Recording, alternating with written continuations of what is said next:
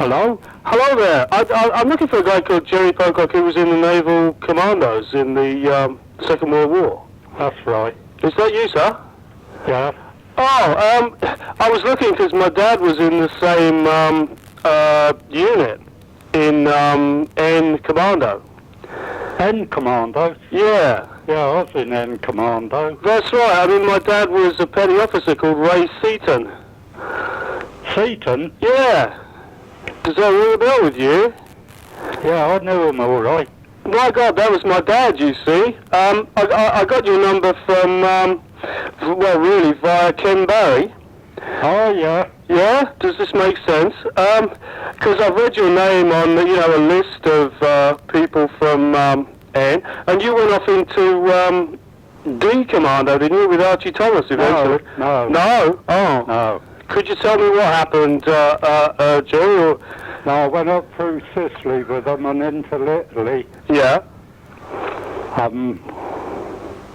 What's the name of it now? Reggio, you crossed over to Reggio. That's right, we went up to, we'd done a couple of small places. Yeah. Going up on towards Naples. Yes. Sapri. Sapri, yeah. Sapri Bay. Yes. We got to there to relieve Salerno. Yeah. Yeah. And then I caught a bug of some kind. Yes. And I was evacuated out to the hospital ship. It was out in the bay. Yeah. And that was the finish with the commandos then. Because didn't you go off to North Africa or something? Well, Archie Thomas seems to have you and him in North Africa after, because he got some shrapnel in his leg in, where was it? In Reggio landings there, I think. Oh, yeah. And then they sent him to recuperate in North Africa. And then he went back to HMS Saunders, Cabrit. Yeah. And by the time he got there, N Commando had left for Anzio. And they put him in D Commando. And he did some of the landings in the south of France. That's right. But it's amazing that you remember my dad. I was with him up when N Commando was forming. Yeah. Up in Scotland there. Yeah. That's when we met up. And he went, I think he went through for PO up there, didn't he? Well, I know that he was an acting petty officer. That's right. I think before the Sicily landings, and then after the Sicily land, because he got a DSM for something in, I don't know what really, in Sicily. And then after that, I think he was actually a petty officer, yeah? Yeah. I've got a photograph of, do you know Freddie Underwood? Yeah. Yeah, I've got a photograph. Tom Turton was the CO by the time they got up to the east side of Italy. And I've got a photograph of Tom Turton and Freddie Underwood and my dad and a few other petty officers and officers, about 7 of them. Could I send it to you, Jerry, if you give me... Yeah, I'd be pleased with that. Actually, if you give me your... Are you in Guildford, to judge by your phone code? No, Reading. Oh, sorry, you're at Reading, that's me. Yeah. Sorry, I'm... Where are you speaking from now? I'm in Sussex, in a little way, in a place called Crowborough, a little bit south of Tunbridge Wells.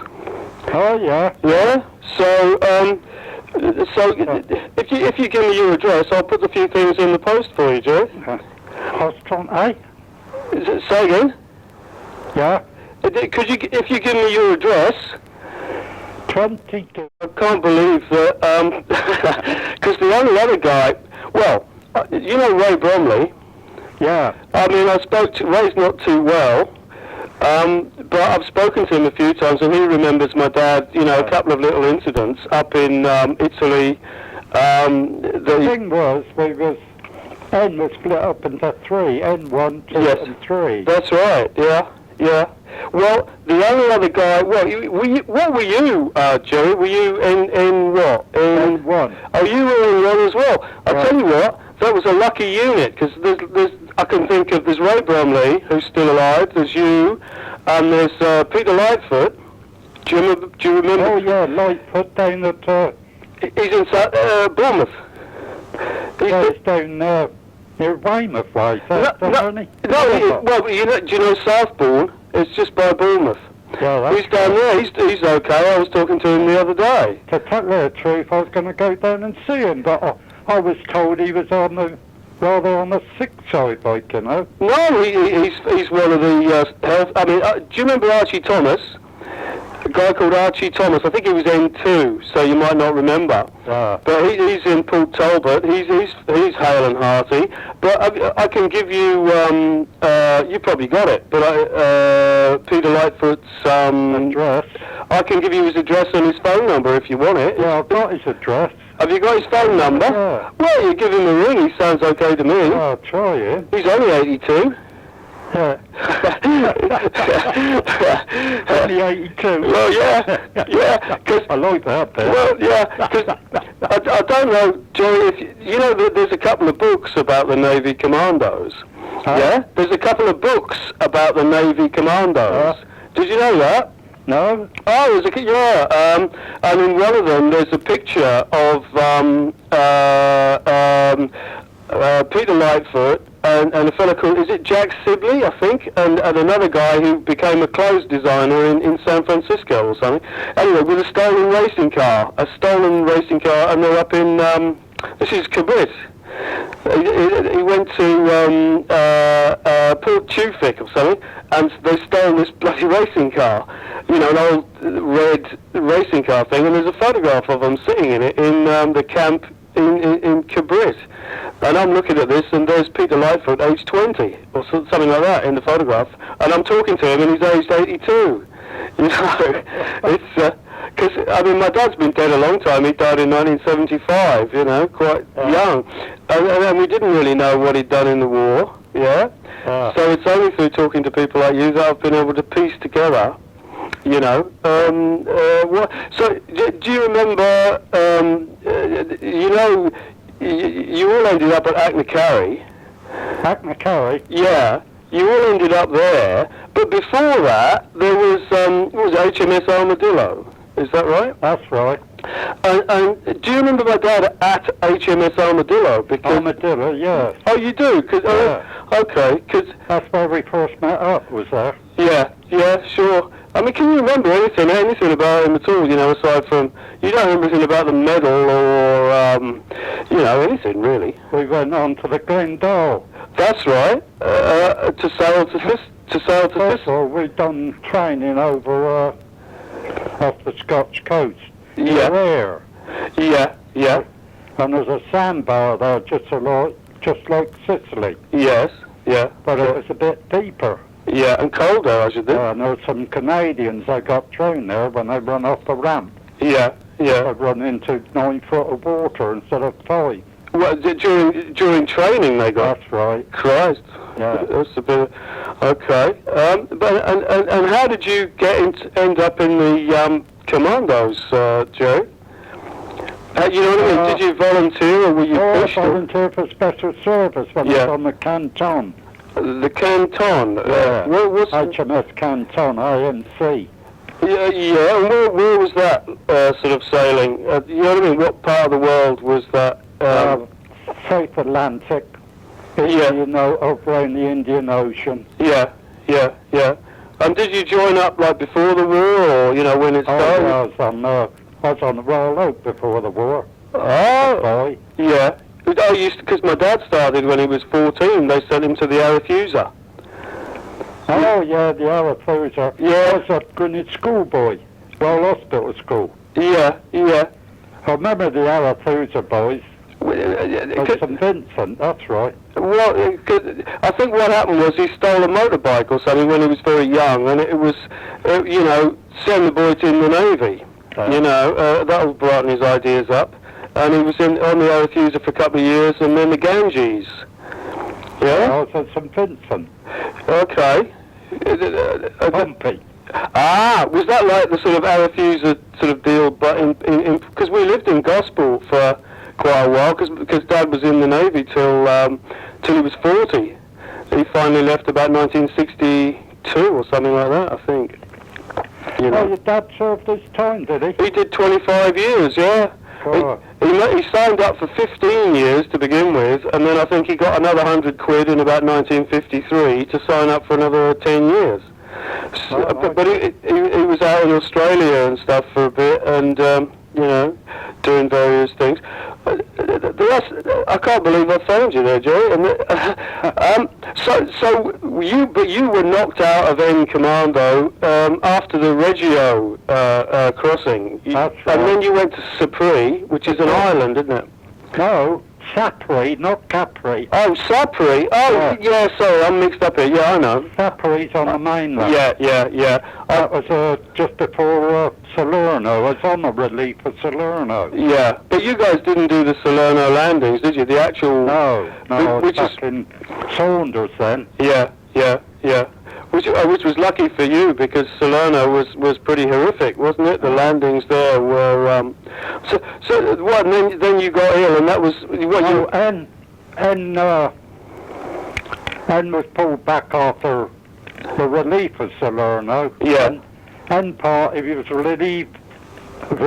relieving Salerno. Yeah.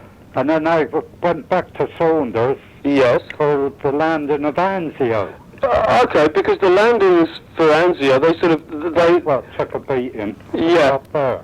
So you kind of replaced the guys who'd done the landings in Salerno, is that right? Is that right?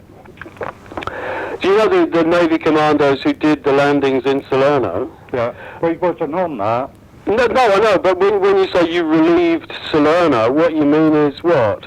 Well, we was opening up beaches. Yeah. For supplies. Yeah. The army was moving up. Yeah. To relieve Salerno. I've got you. But after Sapri and all this, you what did you say? You got ill or something, or? Yeah, I picked up some bug. It's like a lot of them got malaria, didn't they? Yeah. Well, it's similar to malaria. Yeah. But I didn't have no after effects after they sorted me out. It took me back to Sicily. Yeah. And of course, with the army, once you're okay, they kick you out and make your own way back. Yeah, okay. So I started going back up the coast of Italy. Yes. And then I heard that they had all gone back to Egypt. Yeah. That's a long walk. Yeah, your thumb and listen and all that. The army picked you up. Yeah. So, go on. I walked back to Sicily again to, what's the port there? Oh, Catania. Yeah. And I went into the sea of the Navy in there, and they put me on a boat for Egypt. Yeah. Of course, when I got back to Egypt, I was on the way to Anzio. Sure. So what did they do with you then, Joe? So, I was navigation party on Army Z craft. Oh, okay, but you're still in the Navy. We out from Fort Zed, all along the coast, and then to Tripoli, and then across to Malta. That was the south of France. You see, you were talking about, because I was no great expert on the Second World War before I started this. Now, I know a little bit about the war in Italy now.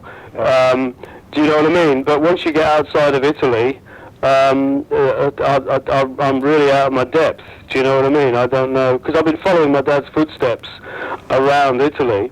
Yeah. And once you get out of Italy, I have to say I'm a little bit lost. Do you know what I mean? I don't know. Do you remember going to a place called Bickleigh in Devon as part of the training? Oh, yeah, Bickleigh. Is that Bickleigh, is that like in the middle of Devon, isn't it? A very picturesque place with a mill. It's near Plymouth. Oh, well, this is what I kind of... There's a big camp put up there for evacuees and all that. Yeah. And they put us in there for couple of weeks, I think it was. I don't know for sure. But there must be two Bickleighs, because there's a Bickleigh that I know. There's sort of, I think it's quite near Tiverton in the middle of Devon. But it's not that one that you mean then. It's another one near Plymouth. That's right. I mean, when you say near Plymouth, you mean like within 5 miles or something of Plymouth? Because they give us a weekend home from there. Yeah. But it's a long way from Scotland. You're training up in Scotland, and then you come down to come down to Plymouth, and then you go back to Scotland again. Yeah. You know, and then you have it seems like you spend most of your time on, between King's Cross and what's it called, Spean Bridge. There's the nearest train station to Acknacarry was Spean Bridge, wasn't it? That's right. Yes. Yeah, we went up Acknacarry. That was the Army Commando Centre. That's. They put us through it, they did. Yeah. You had a good time there. Yeah. Well, sort of getting up at 6 in the morning, wasn't it? And then having a wash in the frozen stream. First night up there, we was all in the bar having the booze up. Yes. And all the instructors said, you won't be drinking no more. Well, they let you have... Up there, did he tell you about, they got in touch with this, what do they call him, Staff Sergeant, is it? Regimental Sergeant Major. Yeah. And I was on about, I could tie him up with a 2-inch bit of string. Yeah. And he was laughing. And I'd done it, before the parade in the morning. Yes. And I put his foot up through where his thumbs was tied together. Yeah. And left him there. And we went out on parade.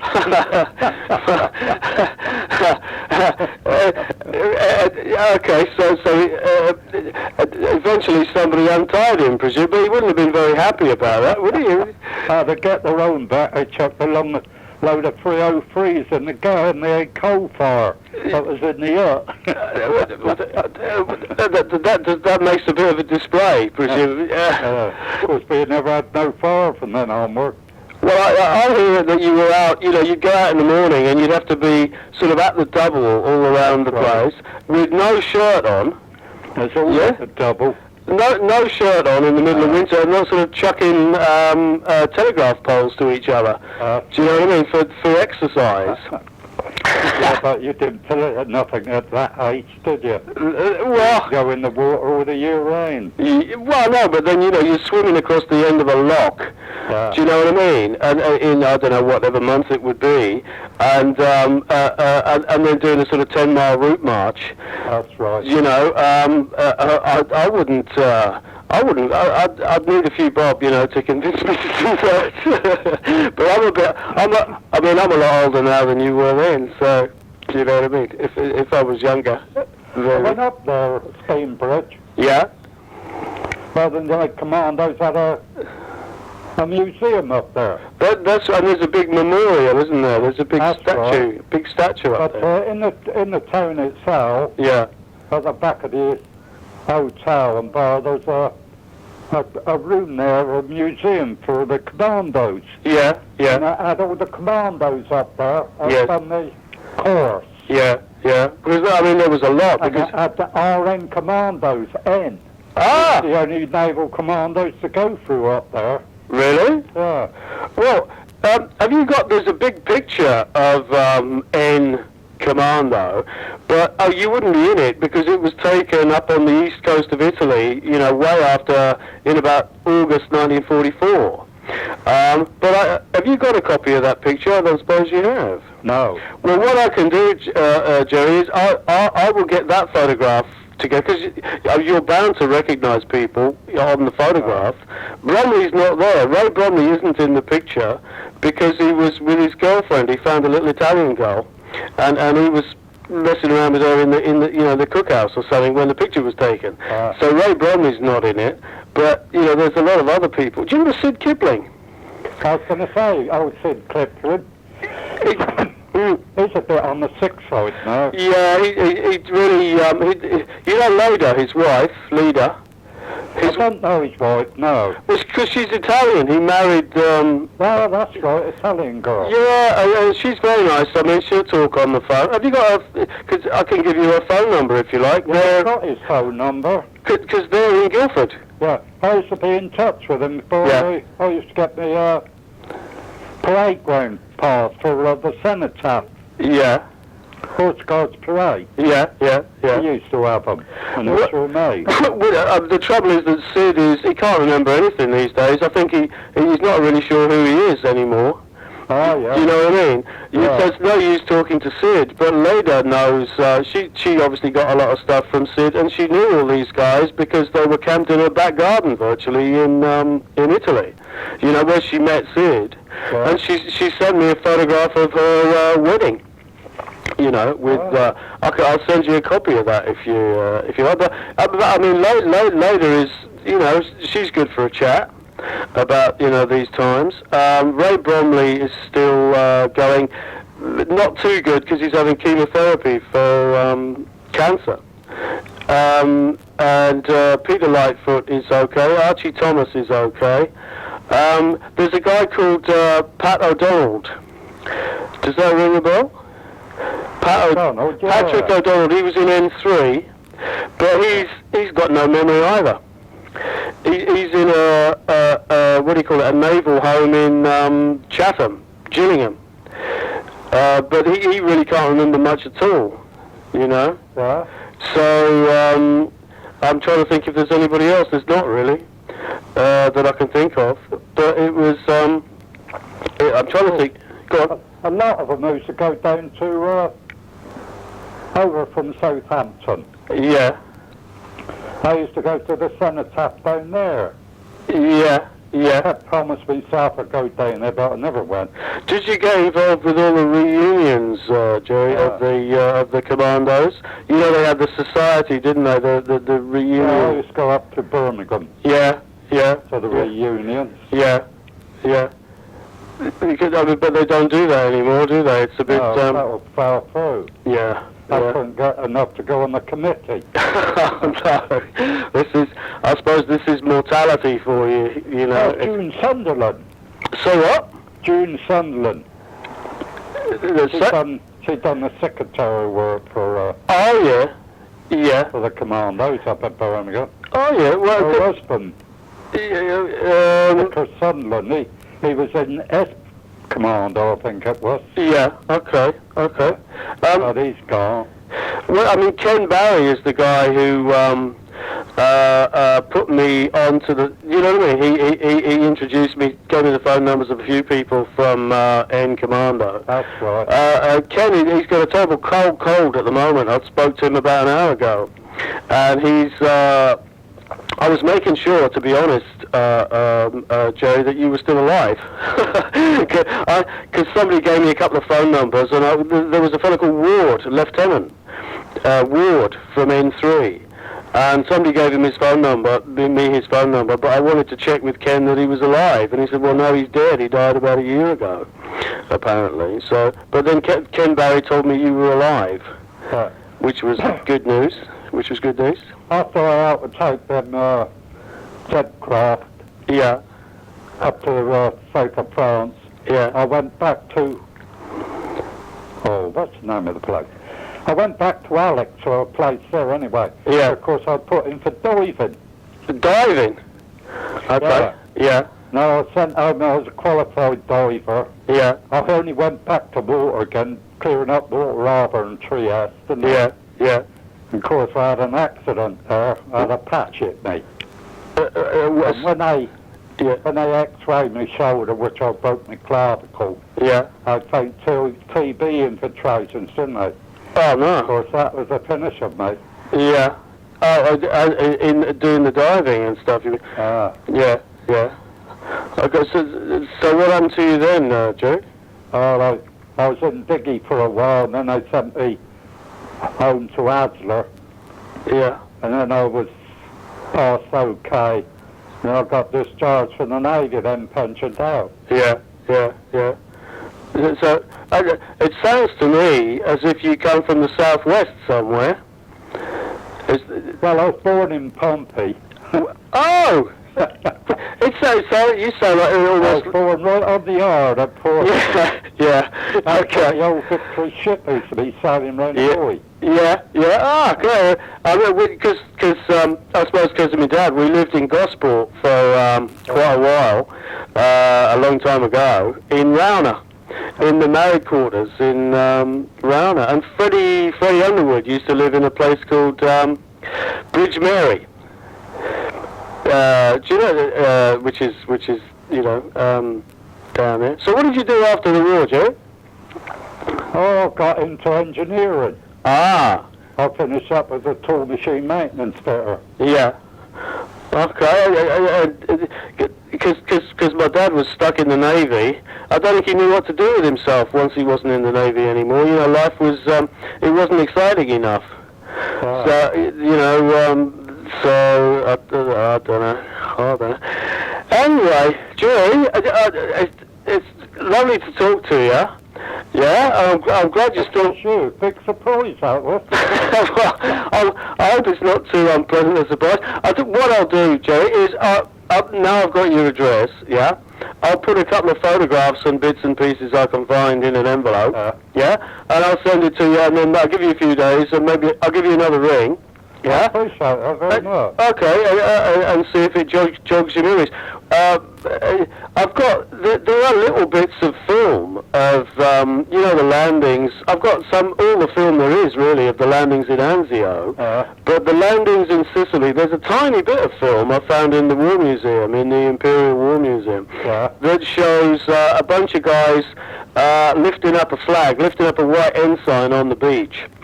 And underneath the white ensign, there's a little pennant, a little flag that says RNBC N3. And it's Royal Navy Beach Commandos N3. And you can see my dad just in profile, just very quickly, underneath this flag there. And there is some film of the landings in Sicily, and some film of the landings in Reggio.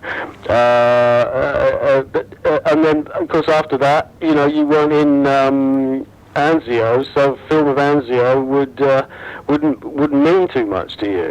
No? So it was landed like, you know, you was split up. Yeah. There was like a point poking out. Yeah. From Sicily. Yeah. Well, we went to the left of it. Yeah. And 2 and 3 went to the right of it. We took the Canadians in. And who did they take in? Was it the Scots, the Scottish, or...